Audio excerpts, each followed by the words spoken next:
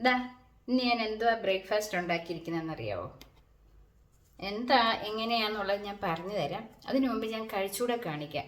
കാര്യം കഴിച്ച് കാണിക്കാതെ ഒരു വീഡിയോ ചെയ്യാമെന്നാണ് ഓർത്ത്. അപ്പം പിന്നെ ഞാൻ വിചാരിച്ചു, അന്നേരം എല്ലാവരും ചോദിക്കും എന്താ കഴിച്ച് കാണിക്കാഞ്ഞേ, കഴിക്കാൻ കൊള്ളത്തില്ലയോ, അതുകൊണ്ടാണോ എന്ന് ചോദിക്കും. അതുകൊണ്ട് മാത്രം ഞാൻ കഴിച്ച് കാണിക്കാമേ. നല്ല ഹെൽത്തി ആയിട്ടുള്ള ഒരു ബ്രേക്ക്ഫാസ്റ്റാണ് കേട്ടോ. വെറും ചപ്പാത്തി അല്ലത്, ആലു പൊറോട്ടയും അല്ല. ഞാൻ കാണിച്ചു തരാം അതെങ്ങനെയാണെന്നുള്ളത്.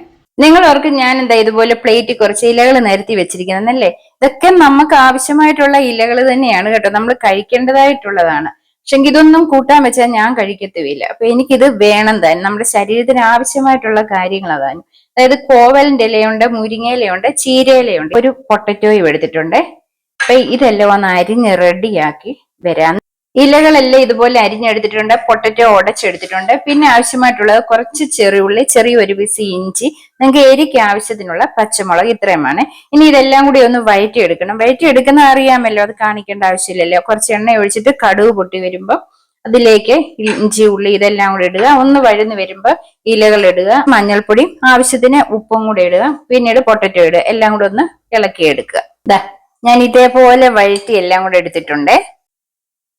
ഞാൻ ആട്ടയും കുഴച്ചെടുത്തിട്ടുണ്ട്. നിങ്ങൾ അങ്ങനെ കഴിക്കാത്തതായിട്ടുള്ള ഏതെങ്കിലും വെജിറ്റബിൾസ് ഉണ്ടെങ്കിൽ അത് വേണേലും ഇടാം. എനിക്ക് ഇലവർഗ്ഗങ്ങൾ ചെയ്താൽ മതിയായിരുന്നു, അതുകൊണ്ടാണ് ഞാൻ അങ്ങനെ എടുത്തത്. ഇനി ഇത് സാധാരണ നമ്മള് ചപ്പാത്തി ഉരുട്ടി എടുക്കുന്ന ഉരുളയെക്കാട്ടിലും കുറച്ചുകൂടെ ചെറുതായിട്ട് ഞാൻ ഉരുട്ടി എടുക്കുവാണേ. ഇനി ഞാനിത് ചെറുതായിട്ടൊന്ന് പരത്തുവാണേ. ഈ വലിപ്പത്തിൽ ഞാനിത് ബാക്കി 3 കൂടെ പരത്തും. ഞാൻ ഇതേപോലെ 4 പരത്തി എടുത്തിട്ടുണ്ട്. ഇനി ഈ വെജിറ്റബിൾ എല്ലാം കൂടെ 2 ഉള്ളിലായിട്ട് വെക്കാം. ഞാനിത് 2 ചപ്പാത്തി ആക്കി ഉണ്ടാക്കുന്നുള്ളേ. കാര്യം എനിക്കിത് 2 കഴിക്കുമ്പോഴത്തേനും എന്റെ വയറ് ഫുള്ളാകും. അമ്മ ഫാസ്റ്റിങ്, അമ്മ രാവിലെ ഒന്നും കഴിക്കത്തുമില്ല. ഇങ്ങനെ ഞാൻ വെച്ചിട്ടുണ്ട്. നിങ്ങൾക്ക് അല്ലാതെ ഒന്നായിട്ട് പരത്തി അകത്ത് വെച്ച് വേണേലും ചെയ്യാം കേട്ടോ. എനിക്ക് കൂടുതൽ താല്പര്യം ഇതാണ്. മറ്റേ ഒരെണ്ണം എടുത്ത് ഇതുപോലെ അങ്ങ് ഒട്ടിച്ചു വെച്ചു. ഇതിന് പ്രത്യേകിച്ച് കൂട്ടാനൊന്നും വേണ്ട, അച്ചാറും എല്ലാം കൂട്ടി ഒന്ന് കഴിച്ചാൽ മതിയേ. ഇതേപോലെ തന്നെ മറ്റേതും ഒന്ന് പരത്തിയെടുക്കണേ. ഞാനൊരു തവ അടുപ്പത്ത് വെച്ചിട്ടുണ്ട്. അതിൽ അല്പം നെയ്മയം തേച്ചായിരുന്നേ.